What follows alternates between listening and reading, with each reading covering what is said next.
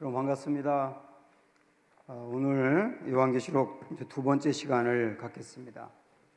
아무래도 이 요한계시록 저와 함께 공부하는 이 말씀은 그냥 이렇게 설교를 편안하게 듣는 그런 차원이 아니기 때문에 여러분께서 책상에 앉아서 성경을 펴시고 또 필기도 하셔야 되고 완전히 집중하지 않으면 굉장히 지루한 시간이 될 수 있습니다. 그러니까 지금도 그렇게 준비를 하시기 바랍니다. 자, 오늘 우리에게 주시는 말씀을 먼저 볼까요? 요한계시록 1장 오늘은 4절부터 8절까지 보겠습니다. 요한계시록 1장 4절부터 8절.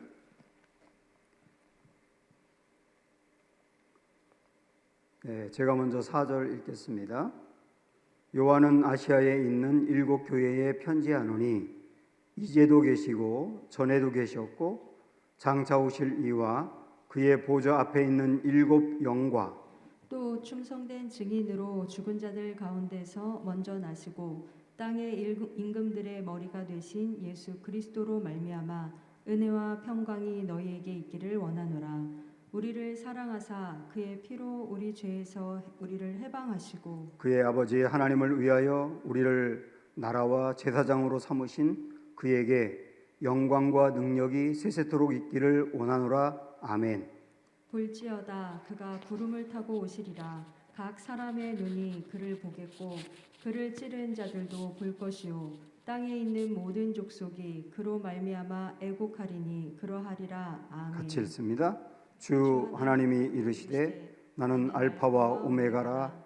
이제도 있고 전에도 있었고 장차 올 자요 전능한 자라 하시더라. 아멘.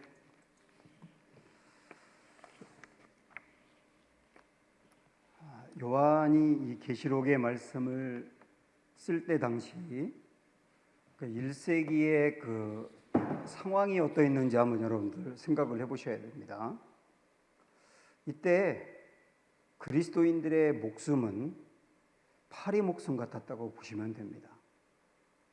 굉장한 박해가 있었거든요. 왜냐하면 기독교인들에 대해서 이제 안 좋은 소문이 퍼졌는데 그들은 어린아이들의 피를 마신다, 이런 뜬소문이 퍼졌어요. 왜냐하면 성만찬 때문에. 그리고 기독교인이라고 하는 그 사람들은 아주 난잡한 성교를 벌인다, 그렇게 또 소문이 났습니다. 왜냐하면 낮에 기독교인들이 모여서 예배를 드리면 박해가 심하니까 밤에 몰래 그들이 동굴이라든지 다락방 같은 데 모여서 예배를 드렸거든요. 남자 여자가 함께 그런 데 모이고 또 함께 모이면 형제님, 자매님 이렇게 부르다 보니까 그게 소문이 어떻게 났느냐면 아주 난잡하게 성교를 벌인다고 소문이 난 거예요. 게다가 이때 당시에 로마의 황제에게 숭배해라. 시저는 나의 왕입니다. 시저는 나의 주입니다. 이렇게 이제 고백하라고 강요하는데 그리스도인들은 우리의 왕은 예수님밖에 없습니다. 우리의 주는 예수님입니다. 이렇게 이제 강조를 하다 보니까 미움을 받게 된 거예요. 로마의 그 정권으로부터. 그러다 보니까 그 나라에서 무슨 이상한 일이 일어나게 되면 그 일을 일으킨 이들이 기독교인이다 라고 기독교인들에게 표적으로 공격하기 시작한 겁니다. 그래서 우리가 잘 알고 있는 것처럼 네로 왕제 시대 때 로마에 대화재가 있었지 않습니까? 그때 기독교인들이 불을 냈다라고 하는 소문을 퍼뜨리면서 굉장히 많은 성도들이 순교를 당하게 된 겁니다. 그때 바울도 순교를 당했지 않습니까? 자, 이러다 보니까 기독교인들은 사람들로부터 미움을 받아요. 그리고 잡혀서 원형 경기장의 사자들의 밥이 되기도 해요. 검투사들의 칼놀림에 속절없이 죽어나가기도 해요. 그나마 운이 좋은 사람은 멀리 귀향을 갑니다. 그래서 요한도 멀리 귀향 간 곳이 밤모섬이었던 거예요. 그게 1세기 그리스도인들의 위험이고 고난이고 삶이었다고 생각하시면 됩니다. 자, 이런 상황에서 참 놀라운 게 뭐냐면 이 그리스도인들이 믿음을 지킨 거예요. 순교를 해갑니다. 내가 목숨을 부지하겠다고 신앙을 잃지 않겠다. 그러면서 그들의 목숨을 내놓고 순교의 길을 가고 순교자의 명단에 내 이름이 있는 것을 영광스럽게 생각을 하는 거예요. 그렇게 믿음을 지켰던 것이 흘러 지금 우리에게까지 왔다. 여러분 그렇게 생각을 하시면 됩니다. 자, 그러면 그들은 그 엄청난 위협 속에서 어떻게 믿음을 지켰느냐? 응? 무엇이 그들로 하여금 고난을 이기게 하고 견디게 하고 승리하게 한 것이냐라고 하는 것을 여러분 생각을 해보셔야 됩니다. 그들을 힘있게 하고 능력 있게 하고 믿음을 지키게 한 그 근원은 무엇인가? 그게 오늘의 포인트입니다. 우리에게도 고난이 있지만 박해가 있지만 어려움이 있지만 어떻게 어려움들을 이겨내며 믿음을 지킬 것이냐. 이게 이제 오늘 우리가 보려고 하는 말씀인데요. 먼저 여러분에게 말씀드리는 것은 우리 주님은 박해로 고난당하는 그리스도인들에게 조금만 참으면 좋은 일이 생긴다. 박해도 끝나고 어려움이 다 끝나고 조금만 지나면 된다. 이렇게 말씀하지 않았어요. 오히려 박해가 있는 상황에서 그 박해를 견디고 이길 만한 사람으로 키워가십니다. 그러니까 이런 관점으로 무엇이 그들을 그런 사람으로 키워갔는가 할 때 말씀이었던 거거든요. 말씀. 그게 어떤 말씀이냐? 여러분 요거를 오늘 주목해서 저와 함께 보셔야 됩니다. 자, 오늘 우리가 한 절 한 절 이제 말씀에 있는 내용을 하나하나 분석해 가면서 이런 내용으로 접근해 가도록 하겠습니다. 우리 먼저 4절에 있는 말씀부터 보도록 하지요. 자, 스크린에 있는 4절 여러분이 한번 보시면 우리 한번 같이 읽어볼까요? 요한은 아시아에 있는 7 교회에 편지하노니 이제도 계시고 전에도 계셨고 장차 오실 이와 그의 보좌 앞에 있는 7 영과 그랬습니다. 우선 한번 이렇게 끊어보도록 하겠습니다. 먼저 이 앞부분을 보시면 요한은 아시아의 7 교회에 편지한다 그랬어요. 여기에 있는 아시아가 소아시아라고 하는데 지금의 터키 지역을 말합니다. 그 터키 지역에 있는 7개 교회에 편지한다 그랬어요. 여기 7개의 교회, 이 7 교회는 그때 당시에 실제 있었던 교회입니다. 그래서 지금도 터키에 성지 순례를 가는 분들은 소아시아 7 교회라고 하는 그 탐방 순례를 가거든요. 사실 저도 올 4월에 우리 지방에서 터키 성지 순례 소아시아 7 교회를 다녀오려고 했었는데 코로나 때문에 무산돼 가지고 제가 다녀온 다음에 계시록 말씀을 전했으면 훨씬 좋았겠다 이런 아쉬움이 있는데요. 어쨌든 그런 곳에 가면 지금도 옛날에 그 교회의 흔적이 남아 있고 그리고 그 모습이 어렴풋하게 있다고 합니다. 그러니까 여기 7 교회는 실제 그때 당시에 있었던 교회다. 그렇게 보시면 되는데 그런데 그때 당시에는 이 소아시아 지역에 7 교회만 있었던 게 아니고 더 많은 교회들이 있었어요. 그리고 소아시아 지역만이 아니고 뭐 다른 갈라디아라든지 그다음에 유럽의 뭐 고린도, 데살로니가 이런 데에도 교회가 있었지 않습니까? 그런데 우리 주님이 이 7 교회에 편지한 것은 7 교회가 그때 당시에 7 교회가 그때 당시에 있었던 모든 교회의 모습을 대표적으로 가지고 있는 거예요. 박해받는 교회, 그 다음에 유혹을 받는 교회, 박해에 무너진 교회, 박해를 이긴 교회 등등 그때 당시에 있었던 교회들의 상징적인 모습을 다 가지고 있다. 그렇게 해서 일곱 교회 대표로 말씀하신 것인데, 우리는 요 일곱 교회의 모습을 보면서 단지 그 일곱 교회만이 아니라 그때 당시에 있었던 모든 교회, 그리고 오늘날 우리 교회를 포함한 모든 교회에 주신 말씀이다. 여러분 그렇게 이해를 하시면서 이 말씀을 보셔야 합니다. 그러니까 우리 교회 지금 나에게 이 편지를 쓰고 있다. 여러분 이렇게 이해하시면서, 자 이제는 구체적으로 박해를 이겨내도록 하나님이 주신 말씀, 그게 무엇이었는지를 보겠습니다. 자 4절, 아까 편지하노니까지 봤지요. 그 다음에 이제도부터 이어서 한번 보실까요? 이제도 계시고 전에도 계셨고 장차 오실 이, 이게 누굴까요? 이제도 계셨고 전에도 계셨고 장차 오실 이, 이분은 성부 하나님을 말하는 겁니다. 성부 하나님. 자 우리 뒤로 조금 가셔서 8절 마지막에 가보시면, 자 여기 보세요. 8절 보시면 주 하나님이 이르시되, 그러면서 나는 알파와 오메가라 라고 말씀하시고, 이제도 있고 전에도 있었고 장차 올 자, 이렇게 되어 있지 않습니까? 그러니까 여기 4절에 있는 말씀하고 똑같지 않습니까? 요 분이 누구라고 나와 있어요? 하나님이라고 나와 있지 않습니까? 하나님.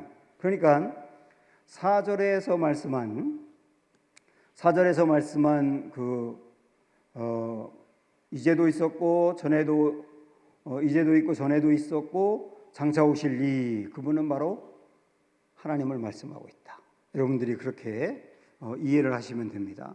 이제도 계시고라고 하는 말은 지금도 살아계시고,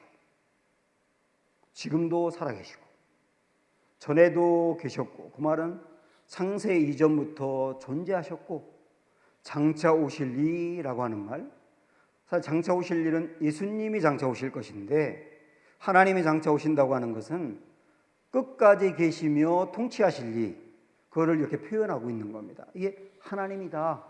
여러분 그렇게 이해를 하시면 됩니다. 일곱 교회에 우리 요한이 편지하면서 우리의 하나님이 누구냐? 우리 하나님은 전에도 지금도 나중에도 계실 그 하나님이다. 우리가 믿고 있는 분이 그 하나님인 거다. 이렇게 소망을 주고 있는 겁니다. 그 다음에 자 이번에는 여기 뒤에 보시면, 이번에는 그의 보좌 앞에 있는 일곱 영이라고 나와 있어요. 그의 보좌 앞에 있는 일곱 영, 이분은 누굴 얘기하느냐? 여기 영이라고 되어 있지 않습니까? 성령을 말하는 겁니다. 성령이 하나님의 보좌 앞에 있더라, 그런 얘기예요. 그런데 여기 보면 일곱 영 그렇게 나와 있는데, 일곱 영이라고 해서 성령이 일곱 분이란 얘기가 아니에요. 여기 일곱 영이라고 하는 말은 이사야 11장 1절과 2절의 말씀을 찾아가시면 이해가 됩니다. 한번 가보세요. 구약성경 981쪽에 있는데요. 이사야 11장 1절하고 2절 말씀,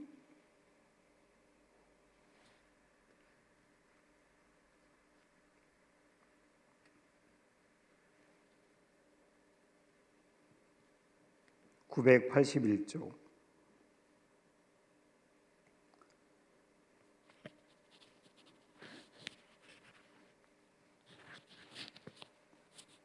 자, 여기 찾으셨죠? 우리 한번 같이 읽어볼까요? 이새의 줄기에서 한 싹이 나며 그 뿌리에서 한 가지가 나서 결실할 것이요, 그랬는데 누구를 얘기하고 있습니까? 오실 메시아, 그렇죠? 오실 그리스도 메시아를 얘기하고 있습니다. 그 메시아가 오시는데 그분은 이새의 줄기에서 난다. 이새는 다윗의 아버지니까 다윗의 후손으로 나온다, 그런 얘기죠. 그런데 거기에 한 싹이라고 단수를 쓰고 있어요. 그러니까 한 분을 얘기하고 있다는 걸 여러분 아시겠죠? 여기에 오실 그리스도 한 분을 얘기하는데, 그런데 2절 보시면 이렇게 말했습니다. 그의 위에, 오실 메시아 위에 여호와의 영, 그랬어요. 여호와의 영. 그 여호와의 영이 성령이지 않습니까? 그러니까 여기서 뭐 예수님 위에 여호와의 영이 있다 그래가지고 성령이 예수님보다 계급적으로 높다 그런 말이 아니고 여호와의 영인 성령이 메시아에게 임재한다 그런 얘기죠. 임재한다. 그런데 여기 보시면 성령을 이야기하는데요. 성령을 7가지 모습으로 이야기합니다. 찾아보세요. 첫째, 여호와의 영. 둘째, 지혜의 영이죠. 셋째는 총명의 영. 넷째, 모략의 영. 다섯째, 재능의 영. 여섯째, 지식의 영. 일곱째, 여호와를 경외하는 영. 7가지 모습으로 얘기하고 있어요. 그러니까 여기에 7가지 모습은 성령이 7분이라는 얘기가 아니라 성령의 특징이 7가지라 그런 얘기예요. 그리고 계시록에 있는 말씀에서 7영이라고 하는 게 이렇게 연결이 되는 거예요. 성령의 7가지 모습인데 다 이사야에 있는 말씀 보시면 다 이해가 되죠. 다시 한번 보시면 성령은 어떤 분이냐? 하나님의 영인데 그분은 지혜의 영이다. 성령으로 우리가 충만하게 되면 지혜가 넘친다는 거예요. 그 다음에 총명의 영이다. 성령으로 우리 안에 성령이 임하시면 우리 안에 총명이 넘친다. 그 다음에 모략의 영이다 그랬는데 모략이라고 하는 말이 사실은 좀 부정적인 단어지 않습니까? 꾀가 많고 뭐 그렇다는 얘기인데 여기서 말하는 모략은 어떤 의미냐면 정책 수립과 입안, 전략을 잘 세운다 그런 얘기예요.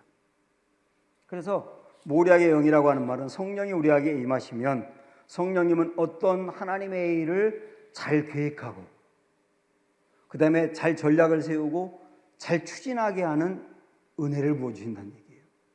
그런데 여기 모략의 영이라는 말이 그런 의미인데 여러분도 아시지만 신천지 집단에서는 이 모략의 영이라는 말을 가지고 봐라 하나님도 모략의 하나님이다.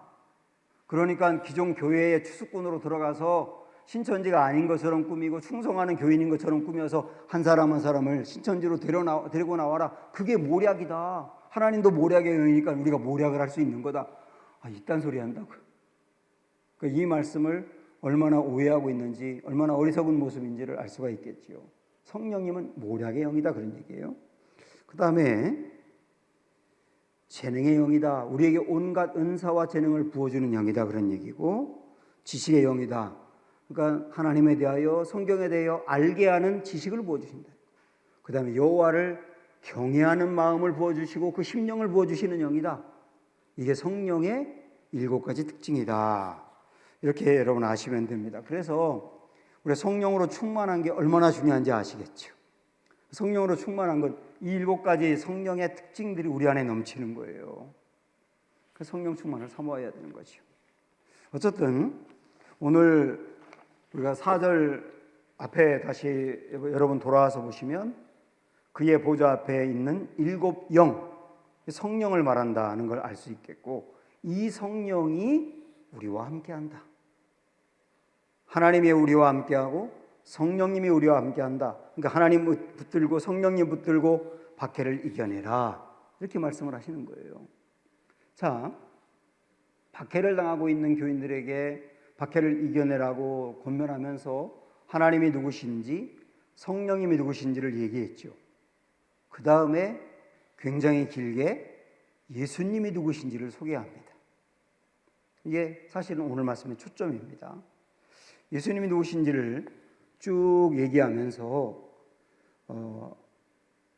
우리 예수님이 과거에 우리에게 해주신 일, 그리고 지금 해주시는 일, 그리고 앞으로 해주실 일 이렇게 나누어서 5절, 6절, 7절에 하나씩 얘기합니다. 미리 말씀드리면 5절은 예수님이 과거에 해주신 일, 6절은 현재 해주시는 일, 7절은 미래에 해주실 일, 그렇게 정리하고 있다. 여러분이 그렇게 먼저 구조를 잡으시면 이해하기 편할 겁니다. 자, 그러면 과거에 우리 예수님이 해주신 일이 뭐냐 하는 것을 5절 말씀을 좀 보겠습니다. 같이 보세요. 시작. 또 충성된 증인으로 죽은 자들 가운데서 먼저 나시고 땅의 임금들의 머리가 되신 예수 그리스도로 말미암아 은혜와 평강이 너희에게 있기를 원하노라. 우리를 사랑하사 그의 피로 우리 죄에서 우리를 해방하시고. 이게 어떤 예수님이요? 과거에 해주신 일, 그걸 강조한단 말이죠. 이거 하나하나 좀 분석을 해보면, 먼저 충성된 증인 이랬어요. 충성된 증인. 여기서 우리 예수님이 충성된 분이란 얘기인데요. 그러면 무슨 일에 충성됐느냐 할 때 여기부터 보시면 됩니다. 우리를 사랑하사, 여기 그의 피로 우리 죄에서 우리를 해방하시고 그랬는데, 요 일에 충성하신 분이라는 뜻이에요. 우리 예수님은 이 일에 충성하신 분. 자, 우리를 사랑하사 그의 피로 말미암아, 예수님의 피로 말미암아 우리를 죄에서 해방하신 분, 이분이 예수님이다, 그런 얘기죠. 이 일에 당신의 목숨까지 내놓을 정도로 충성하셨다는 거예요. 우리 예수님은 우리의 그 못난 죄의 모습, 죄를 지어서 죄로 인해서 죄의 형벌을 받고, 형벌을 받아서 주님으로부터 버림당하고 멸망당하고 지옥에 떨어지고 저주를 받아야 될 그런 우리들을 십자가로 그 모든 것들을 소멸하시고 우리를 건져내신 분이지 않습니까? 그래서 당신의 목숨을 내놓으실 정도로 이렇게 충성하신 분이에요. 그리고 이 말씀 여러분 다시 보시면 여기에 맨 위에 충성된 증인이라고 되어 있어요. 증인이라고 하는 말은 뭐냐면, 예수님의 십자가가 모든 죄를 다 사고 그를 구원했다고 하는 증인이에요. 예수님의 십자가를 믿는 사람은 구원을 받고 생명을 얻는다는 증인이 된다는 거예요. 십자가가 증거가 된다는 거죠. 십자가가 증거가 된다, 그런 의미로 증인이라고 말하고 있는 겁니다. 그런데 자, 다시 보시면 우리 예수님께서 피로 우리를 죄에서 해방시켜 줬는데요, 그렇게 하게 된 동기가 뭐라고 말하고 있냐면 우리를 사랑하사라고 말하고 있습니다. 사랑하사.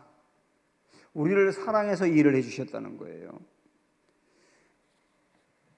나의 무슨 자격이나 조건 때문에 그렇게 해주신 게 아니라 그냥 나를 사랑해서. 그래서 왜 구원하셨나요? 왜 우리를 건져내셨나요? 할 때 답은 사랑하사. 사랑하사.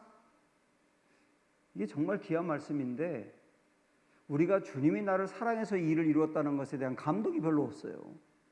왜냐하면 여러분, 공기가 지금 우리가 살고 있는 이 공중에 계속 있지 않습니까? 우리가 공기를 마시기 때문에 살 수 있잖아요. 공기가 10분 동안만 없어지면 전부 다 죽지 않습니까?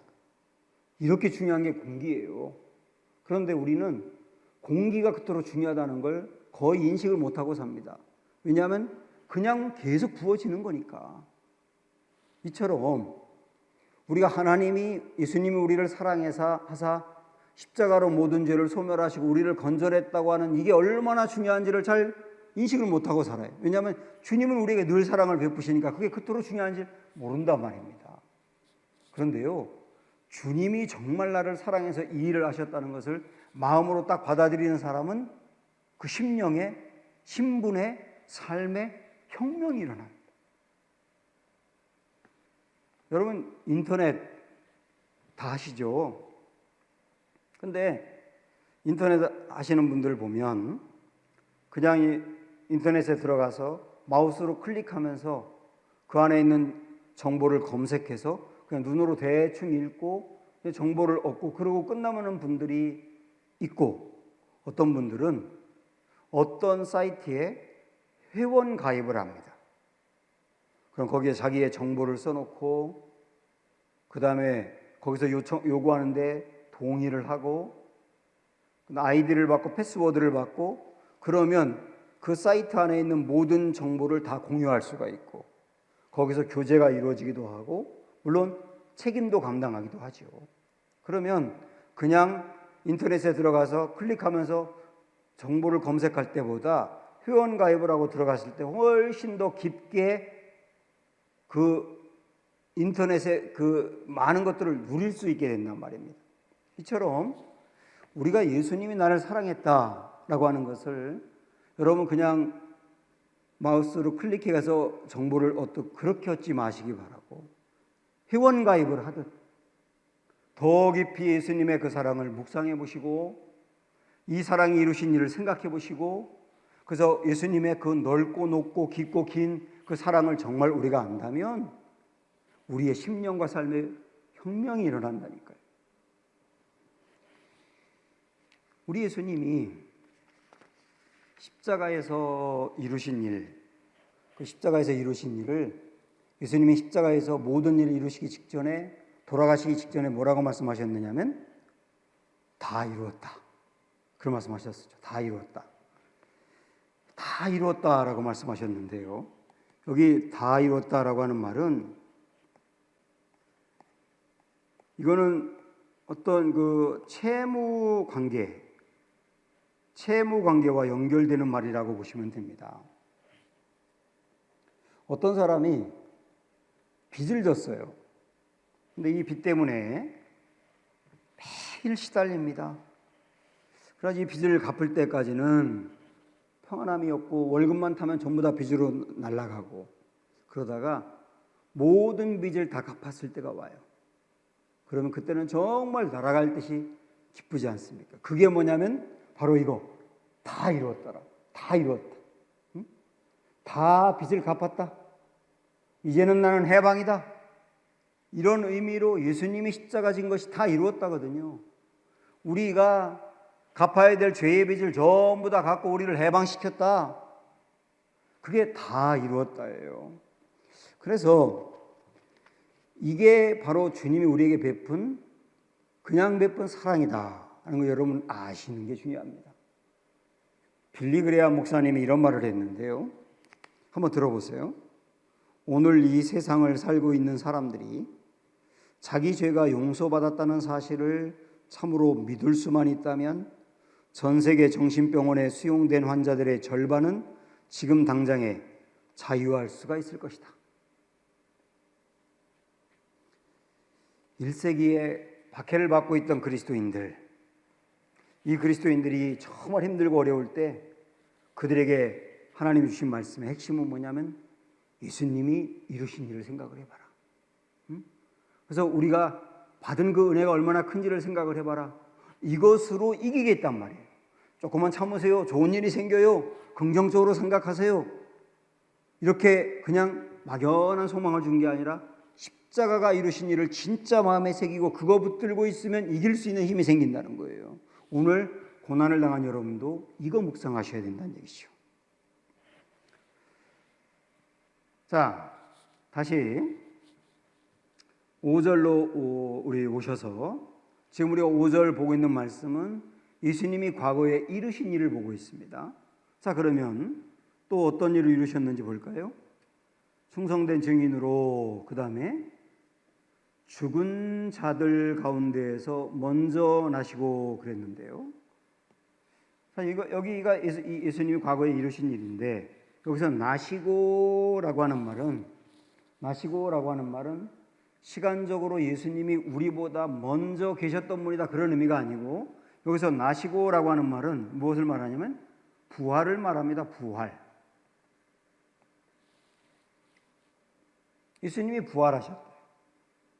그런데 먼저 부활하셨다. 죽은 자들 가운데서 먼저 부활하셨다. 먼저 부활하셨다는 말은 무슨 말이죠? 예수님이 먼저 부활하셨으니까 예수님처럼 부활할 사람들이 있다 그런 얘기 아닙니까? 그래서 이 먼저 부활했다라고 하는 말은 부활의 첫 열매를 이야기하는 겁니다. 예수님이 부활의 첫 열매가 되셔서 예수님처럼 또한 예수님을 믿는 사람도 같이 부활하게 된다.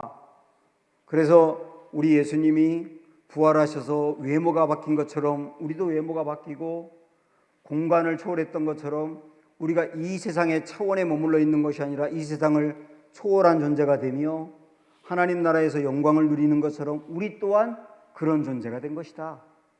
우리는 십자가로 죄사함 받고 새로운 사람이 되었을 뿐만 아니라 예수님처럼 부활한 사람이 되었다. 여러분 그거 붙들고 승리하세요. 이렇게 말하는 거죠. 자, 그 다음에 또 오늘 말씀에 이어서 이렇게 말합니다.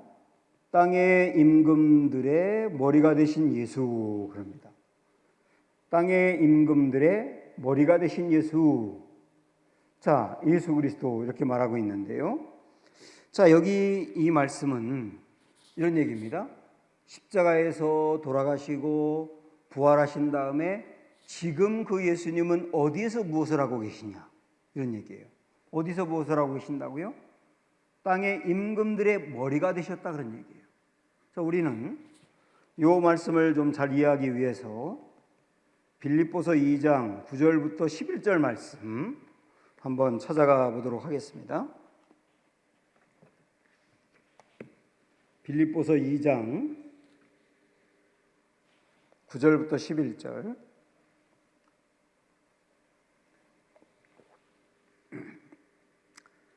신약성경 319쪽 찾아보시면 나옵니다. 자, 시작. 이러므로 하나님이 그를 지극히 높여 그랬어요. 여기서 이 말씀은 부활하시고 나서 그 이후에 예수님이 어디서 무엇을 하시느냐 그걸 보여주는 말씀인데요.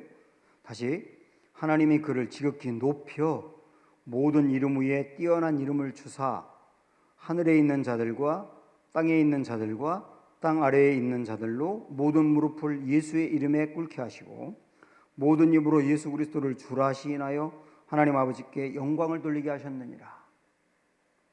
그러니까 지금 예수님은 하나님 나라에 계시면서 모든 이들의 머리가 되시고 온 세상을 통치하는 주가 되신다. 지금 주님이 그런 일 하고 계신다. 그런 얘기죠.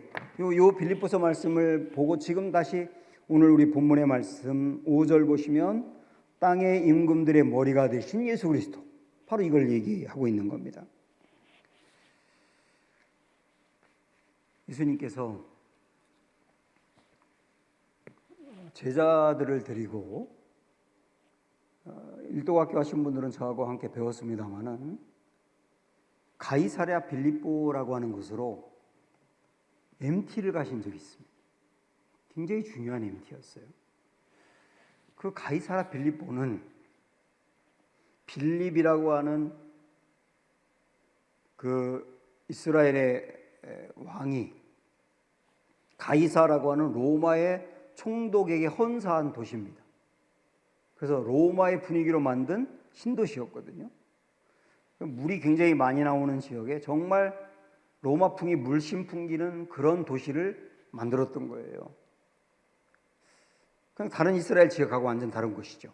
거기로 예수님이 제자들을 데리고 MT를 가신 겁니다.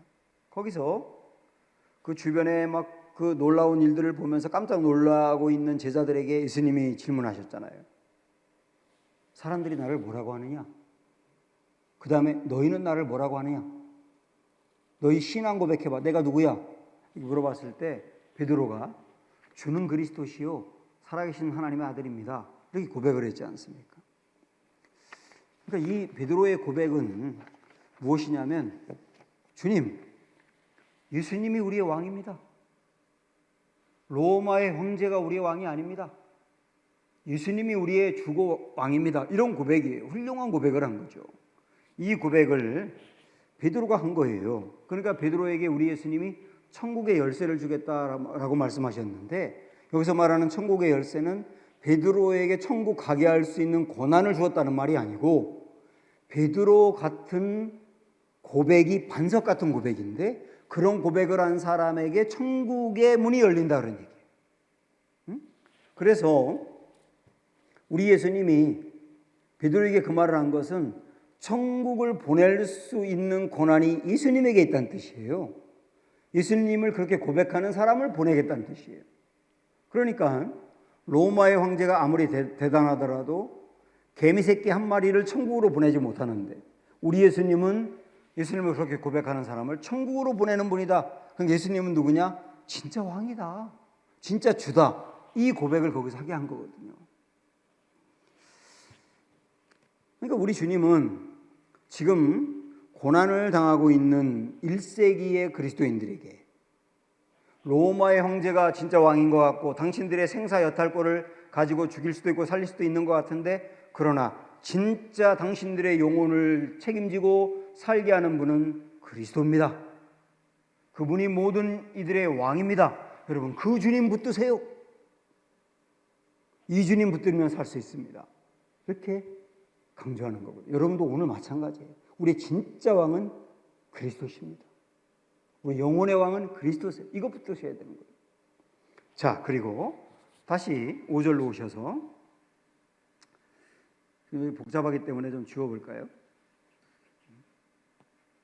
여기에 우리 예수님이 아주 굉장히 길게 이런저런 말씀을 다 하신 다음에, 그 다음에 이제 이렇게 하셨어요. 머리가 되신 예수 그리스도로 말미암아, 그 다음에 은혜와 평강이, 은혜와 평강이 너희에게 있기를 원하노라 그랬습니다. 여기에 은혜와 평강이라고 하는 게 나오는데, 이게 중요합니다. 한마디로 말씀을 드리면, 언제 우리의 마음에 평강이 임하느냐? 은혜를 알 때 임한다, 이런 뜻이에요. 은혜를 알 때 평강이 임한다, 이런 뜻이거든요. 그러면 어떤 은혜를 알 때냐?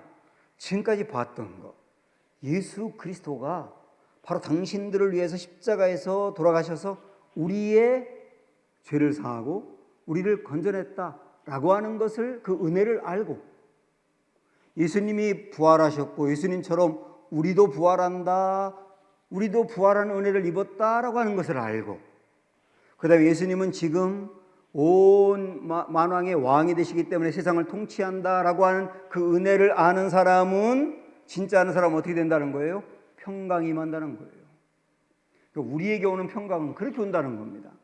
그런데 우리는 환경의 변화나 내가 원하는 것을 가졌을 때 그때 마음의 평강을 원한단 말이에요. 그런 평강은 잠시 있다가 사라지는 평강이에요. 진짜 평강은 주님이 내게 주신 것을 꽉 붙들어라. 은혜를 꽉 붙들어. 은혜를 꽉 붙들면 그때 평강이 임한다. 사랑하는 여러분, 우리도 마찬가지예요. 주님이 베풀어 주신 그 은혜를 정말 여러분 아시기 바라고, 그 은혜를 알므로 말미암아 우리 심령의 진정한 평강이 넘치기를 축복하고 또 축원해 드립니다. 이것으로 박해받는 이들에게도 평강이 임할 수 있다, 이렇게 말씀하신 겁니다. 여기까지가 과거에 주님이 베풀어 주신 것, 그거 붙들고 승리하라. 자, 그러면 그 다음에 현재 주님은 우리에게 어떤 은혜를 베풀고 있느냐라고 하는 것을 6절 말씀으로 보겠습니다. 자, 6절 말씀 다 같이 볼까요?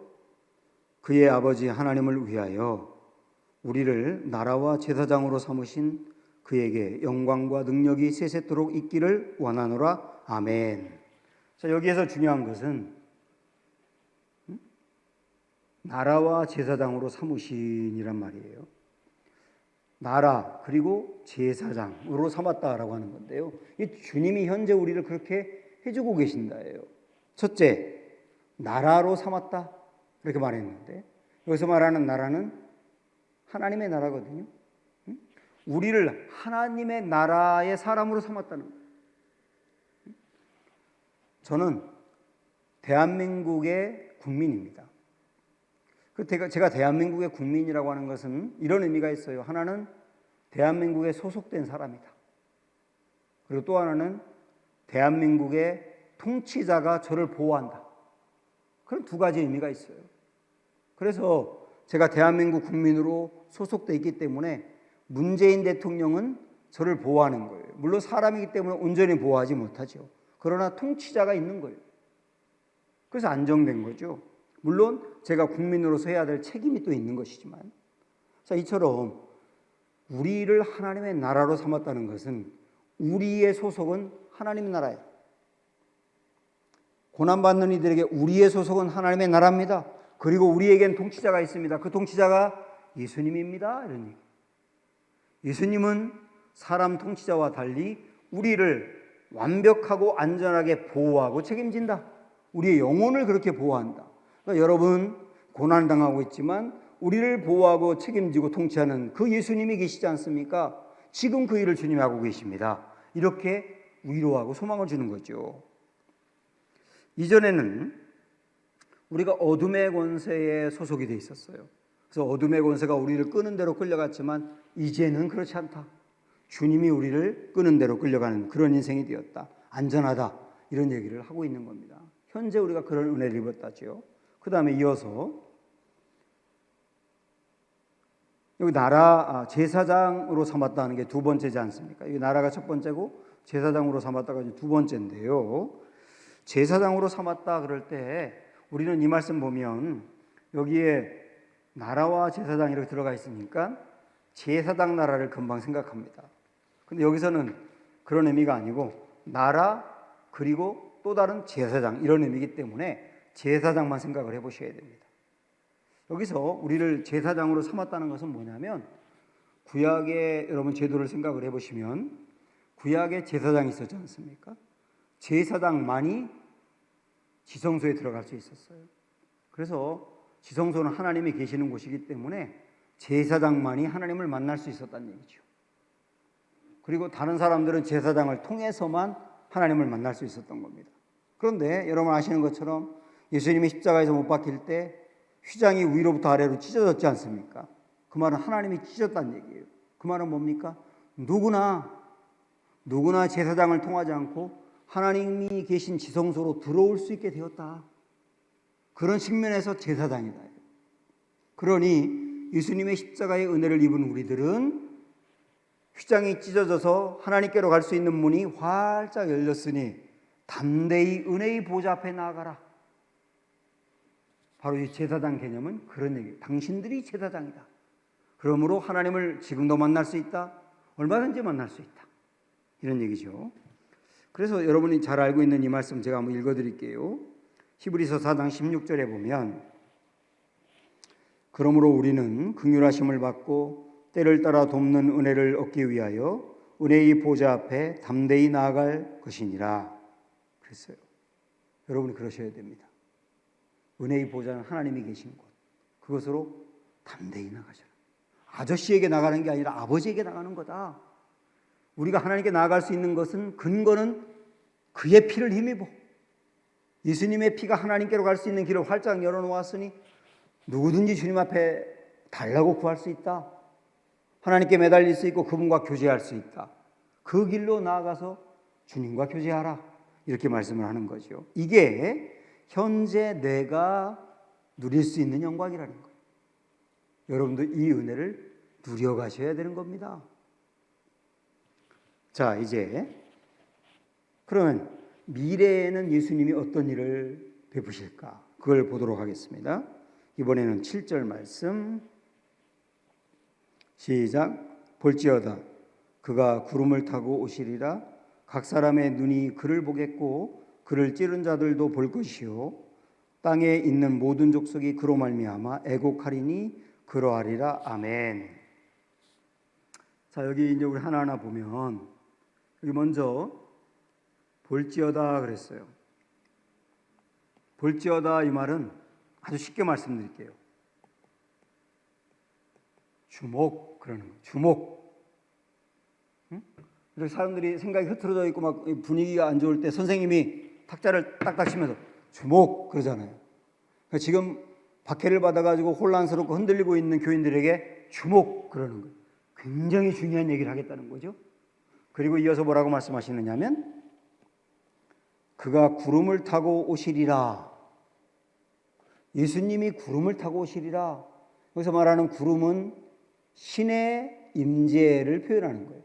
예수님이 구름을 타고 오시리라. 주목, 이것 꼭 알라. 예수님이 구름을 타고 다시 오신다. 이거를 아는 사람이 고난을 이길 수 있다. 여러분 이거를 막연한 다음의 일이라 생각하지 말고 정말 마음에 꼭 붙드시고 우리의 인생에도 이거 생각 흐트러질 수 있으니까 주목, 예수님 다시 오신다. 붙들라는 거죠. 그러면서 이어서 뭐라고 말씀합니까? 각 사람의 눈이 그를 보겠고 그를 찌른 자들도 볼 것이요 땅에 있는 모든 족속이 그로 말미암아 애곡하리니 그러하리라. 아멘. 그랬습니다. 여기에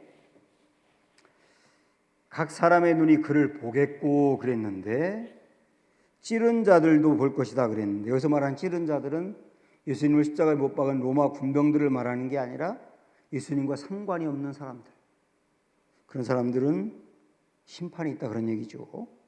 그 다음에 땅에 있는 모든 족속이 그로 말미암아 애곡하는 사람들이 생길 거다 그런 얘기죠. 예수님을 믿지 않는 사람이 심판당에 애곡한다 그런 얘기인데, 여기서 그렇다고 해서 예수님 믿는 사람은 구원이고 예수님 믿다 배반한 사람은 다 심판받는다 하고 협박하는 게 아니라, 여기서 말하는 핵심은 뭐냐면, 여러분 지금 애곡하고 있지요? 박해받아 애곡하고 있지요? 힘들지요? 그러나 우리가 이 애곡을 끌어버리고 기쁨의 면류관을 쓸 날이 올 겁니다. 주님이 다시 오시는 날 그렇게 될 겁니다. 이거 붙드세요 라고 말하는 거예요. 미래에 있을 이 약속을 붙드는 이가 현재의 어려움들을 이겨낼 수 있다, 이렇게 얘기를 하고 있는 겁니다. 자, 그래서 지금까지 박해를 당하고 있는 교인들에게 과거에 예수님이 행하신 일, 지금 해주고 계신 일, 미래에 예수님이 하실 일을 다 이야기하셨어요. 그리고 이제 마지막으로 8절 가셔서 정리하고 있습니다. 8절 다 같이 보세요. 시작. 주 하나님이 이르시되 나는 알파와 오메가라, 이제도 있었고 전에도 있었고 장차 올 자요 전능한 자라 하시더라 그랬습니다. 여기에 알파와 오메가라고 되어 있습니다. 알파와 오메가, 헬라어의 첫 글자가 알파고 그 다음에 마지막 글자가 오메가입니다. 영어의 A하고 Z와 같이 첫 글자와 마지막 글자인데요, 이게 알파와 오메가인데, 여기서 알파와 오메가라고 하는 뜻은 어떤 의미냐면, 하나님은 시작했으면 끝을 본다 그런 의미예요. 하나님은 시작했으면 끝을 본다. 이게 바로 알파와 오메가라고 하는 뜻입니다. 무엇을 시작하면 끝을 볼까요? 예수님을 통하여, 십자가와 부활을 통하여 우리의 구원을 시작하신 이는 끝을 본다예요. 여러분을 구원하기로 하나님이 결정하시고 구원을 시작하신 이는 어떤 경우든 무슨 일이 있든 여러분을 구원하고야만 한다. 착한 일을 시작하신 일은 이루신다, 이런 의미가 있는 것이고, 설령 구원받은 하나님의 백성이 하나님을 버리고 떠난다 하더라도 그를 다시 데려와서 이 자리에 앉혀놓는 분이다. 시작했으면 끝을 본다, 이런 의미가 있는 겁니다. 굉장히 강력한 끈을 얘기하는 거죠. 예수님이 우리에게 베푸신 십자가와 부활의 은혜를 우리가 믿는다면 그것으로 우리는 시작이 되었고 결국 끝까지 가게 된다. 주님이 그걸 강력하게 말씀하는 겁니다. 여러분, 주님이 여러분 놓지 않습니다, 이렇게 말하는 거죠. 그 다음에 여기에 보면 전능한 자라고 말했어요. 아까 이제도 있고 전에도 있었고 장차 올 자는 하나님이라 그랬죠. 이 하나님이 전능한 자라 그랬는데, 여기 전능한 자라고 하는 말은 무슨 일이든 하시는 능력 있는 분이다, 이런 의미인데, 알파와 오메가와 연결이 되거든요. 구원을 하시기로 결정하시면 끝을 보신 하나님, 시작했으면 끝을 보는 하나님이 어떻게 그걸 가능하게 하느냐? 하나님의 전능함으로 가능하게 한다. 하나님의 전능함으로 가능하게 한다. 사실 여러분 지금 한 명 한 명 주님이 여러분 건져내셨는데, 한 사람이 예수 그리스도를 마음으로 받아들이고 죄를 회개하고 십자가의 은혜를 마음으로 믿어서 구원받고 생명을 얻는 게, 이게 여러분 지식이 있다고 되는 일입니까? 이게 어떤 능력이 있다고 되는 일이에요? 이거는요 오직 하나님의 전능함으로만 가능한 거예요. 하나님의 전능한 마음으로 우리의 마음을 열고 받아들일 수 있도록 역사하셨기 때문에 가능한데, 그래서 시작했으면 끝을 보는 하나님은 전능함으로 끝내 그 구원을 이루실 거다. 지금 말씀을 듣고 있는, 박해를 당하며 어려움 당하고 있는 그리스도인들에게 여러분, 주님이 여러분의 구원을 시작했으니 끝을 보고야 말 겁니다. 전능한 모습으로 그렇게 이루실 겁니다. 이 주님 붙드세요, 이렇게 말씀을 하고 있는 겁니다. 그래서 저는 이 말씀을 이제 이렇게 정리하고 싶어요. 한번 들어보세요. 우리를 향한 하나님의 구원이 얼마나 확고하며 또한 그 성취가 얼마나 틀림없는 약속인지 그걸 붙들어야 한다. 이렇게 말할 수 있습니다. 사랑하는 여러분, 오늘 우리에게 주신 이 말씀이 고난을 이길 수 있는 힘이라는 거예요. 돈을 붙들면, 돈을 바라보면 돈이 없어졌을 때 그 사람에겐 종말이 옵니다. 권력이라든지 인기를 붙들면 권력과 인기가 사라졌을 때 종말이 옵니다. 자녀라든지 사람을 붙들면 그 자녀가 내가 원하는 대로 되지 않고 그 자녀가 나를 실망시키면 종말이 옵니다. 그래서 우리는 이런 것들을 붙들면 안 되고, 오늘 마지막으로 딱 우리에게 주는 말씀은 뭐냐면 예수님만 바라봐라. 절대로 변하지 않고 영원히 우리를 책임질 예수님만 바라봐라. 그러면 예수님은 끝내 우리를 끝까지 책임진다. 이 사람이 승리한다. 오늘 우리 모두가 이 예수님 붙들고 정말로 승리할 수 있는 은혜가 있기를 축원합니다.